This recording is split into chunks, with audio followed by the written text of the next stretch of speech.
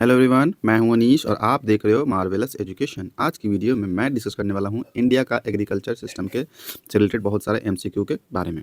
ध्यान रहे कि इसके पहले मैंने टोटल 7 एपिसोड्स कर दिया है। ये हमारा 8वां नंबर एपिसोड है। अगर आप चाहते हो कि उन वीडियोज़ को भी मैं देख लूँ तो नीचे डिस्क्रिप्शन में मैंने उसका लिंक दे रखा है, वहाँ जाकर आप उनको एक्सेस कर सकते हैं। या यहाँ देखो आई बटन में भी मैंने उसका लिंक दे रखा है। ध्यान रहे कि जितने भी मैं एमसीक्यू सवाल करवाऊंगा ना, वो आरआरबी एनटीपीसी एग्जाम्स के लिए बहुत ज़्यादा इंपॉर्टेंट है। आप आरआरबी का कोई भी एग्जाम दो, उसमें इन सारे कंसेप्ट से रिलेटेड सवाल पूछे ही जाते हैं। हमारे आने वाले वीडियोज या कोई भी अपडेट्स मिस ना हो जाए आपसे, इसलिए व्हाट्सएप और टेलीग्राम का लिंक मैंने नीचे के डिस्क्रिप्शन में बॉक्स में दे दिया है। वहाँ से जाकर उन दोनों को ज्वाइन कर लो, ताकि आपके पास हर एक अपडेट्स हमेशा आता रहे। मैं जो पढ़ाते वक्त पीडीएफ यूज़ करता हूँ, आप चाहते हो वो पीडीएफ आपको मिल जाए पढ़ने के लिए, तो नीचे डिस्क्रिप्शन में एक कोर्स का लिंक दिया हुआ है। उस कोर्स को अभी ज्वाइन कर लेना। अब तक मैंने उसे बिल्कुल फ्री ऑफ कॉस्ट रखा है, तो जाकर फटाफट उसे ज्वाइन कर लो। पहला नंबर सवाल देखो कह रहा है, पहला नंबर सवाल कह रहा है, what is the main type of agriculture practice in India. India में मेन टाइप एग्रीकल्चर कौन सा प्रैक्टिस किया जाता है? तो इंडिया का मेन टाइप ऑफ एग्रीकल्चर जो है वो एक्चुअल में खाद्य फसल है या सब्सटेंस फार्मिंग है। सब्सटेंस फार्मिंग अब कहते किसको हैं? देखो, ये जो सीरीज होने वाला है ना, बहुत ज़्यादा इजी होने वाला है, क्योंकि मैक्सिमम क्वेश्चन का आंसर ऐसे रियल लाइफ से भी तुम दे सकते हो, या फिर अगर थोड़ा सा भी एग्रीकल्चर से रिलेटेड तुम पढ़े होगे, इंडिया के एग्रीकल्चर से रिलेटेड, तो भी तुम इसका जवाब देते चलोगे साथ साथ में।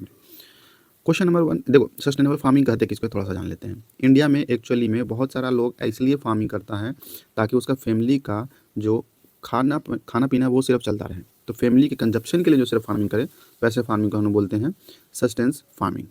वैसे ही सेकंड नंबर सवाल जो है वो कह रहा है कि the green revolution in India began with which crop. कौन से क्रॉप से इंडिया में ग्रीन रिवॉल्यूशन का स्टार्ट किया गया? तो ग्रीन रिवॉल्यूशन किस क्रॉप से स्टार्ट किया गया था?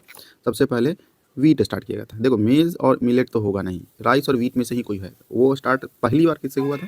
वीट से ही स्टार्ट हुआ था। उसके बाद राइस को लाया था सामने। और ये बात कब का कर रहा हूँ मैं? ये बात है एक्चुअली में 1960 का, जब ग्रीन रिवॉल्यूशन हमारा लाया गया था।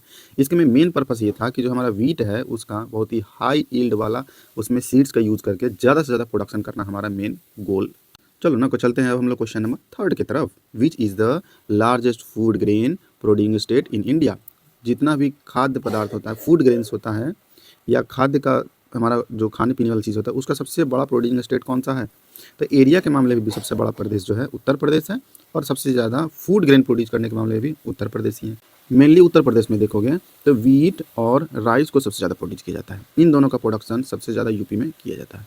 क्वेश्चन नंबर 4 कह रहा है कि what type of climate is suitable for rice cultivation. Rice अगर हम लोग को चावल उगाना है या धान को उगाना है, तो उसको किस तरह का हम लोग को कंडीशन चाहिए होता, क्लाइमेटिक कंडीशन चाहिए होगा? उसके लिए हमें चाहिए वार्म और ह्यूमिड, गर्म और आर्द्र कंडीशन हम लोग को चाहिए। तो ऑप्शन नंबर सी इसका बिल्कुल ही करेक्ट आंसर है।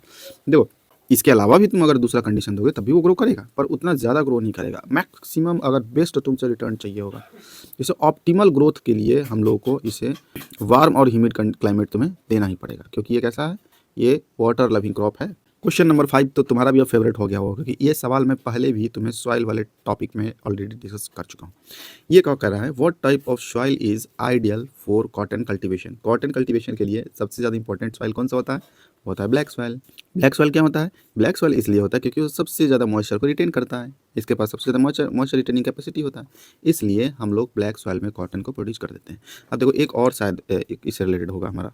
देखो, क्वेश्चन नंबर 6 को भी देख ही लेते हैं। Which is a major rabi crop in India. India का मेजर रबी क्रॉप कौन सा है? ये भी कौन है? ये है हमारा गेहूँ ही है या वीट ही है। वीट को जनरली हम लोग विंटर सीजन में बोते हैं, क्योंकि मेन जो उसे क्लाइमेटिक कंडीशन चाहिए वो विंटर सीजन में उसे बहुत अच्छा कंडीशन मिल जाता है। क्वेश्चन नंबर 7 जो है वो मुझे लगता है कि हर बच्चा को पता होगा, क्योंकि देखो इसमें पूछ रहा है which is the leading jute producing state in India. India का लीडिंग जूट प्रोड्यूस करने वाला स्टेट कौन सा है? वो कौन सा है? अपना ममता दीदी का वेस्ट बंगाल है। वेस्ट बंगाल का स्पेशली तुम देखोगे तो गंगा का जो डेल्टा वाला रीजन है, वहाँ पर सबसे ज़्यादा जूट का प्रोडक्शन होता है। क्वेश्चन नंबर 8, इसका आंसर आपको मेरे से पहले कमेंट बॉक्स में दे देना है, ताकि मैं ये जान सकूं कि इसका आंसर सच में आपको पता है या फिर मेरे बताने के बाद आप कमेंट बॉक्स में बताना स्टार्ट कर रहे हो। इसका क्वेश्चन देखो क्या कह रहा है, which crop is considered as cash crop. Cash crop कहते किसको है? कैश क्रॉप हम लोग वैसा क्रॉप को बोलते हैं जिससे हम लोग अपना खाने पीने में यूज़ नहीं करते, घरेलू काम में यूज़ नहीं करते, जो भी प्रोड्यूस होगा सब ले जाकर उसको बेच ही दोगे, वैसा क्रॉप कैश क्रॉप कहते हैं। गेहूँ खा सकते हो, ऑफकोर्स खा सकते हो, थोड़ा बहुत रख लेंगे। राइस भी खा सकते हैं थोड़ा बहुत रख के घर में, ज्वार भी खा सकते हैं, पर कॉटन ऐसा चीज़ है जो हम लोग कभी खा पी नहीं सकते हैं। उसको जब तक तुम फैक्ट्री में नहीं दोगे तब तक वो प्रोसेस होकर कपड़ा बनकर तुम्हारे घर में नहीं आने वाला। तो कॉटन एक ऐसा क्रॉप हो गया जो कि एक कैश क्रॉप है, इसमें इसको बेचने के सिवाय तुम्हारे पास कोई उपाय नहीं है।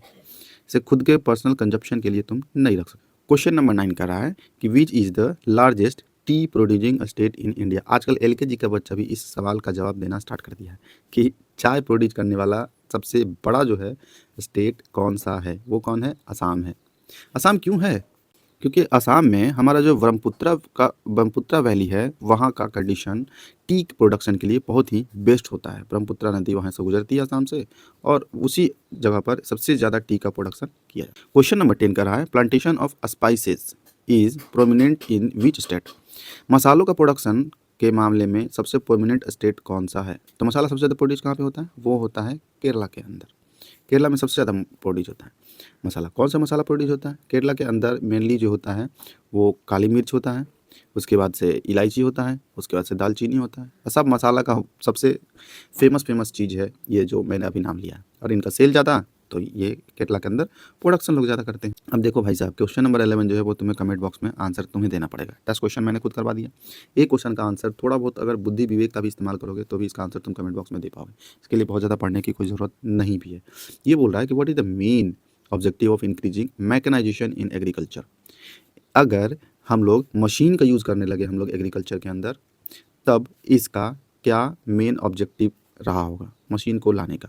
इस वीडियो को इतना ही रहने देते हैं। अगर आपको हमारा वीडियो पसंद आ रहा है तो छोटा सा लाइक दे देना, और साथ ही में उस दोस्त को शेयर करना जिसको इस वीडियो का हद से ज़्यादा इंपॉर्टेंट है या फिर रेलवे का प्रिपरेशन कर रहा है।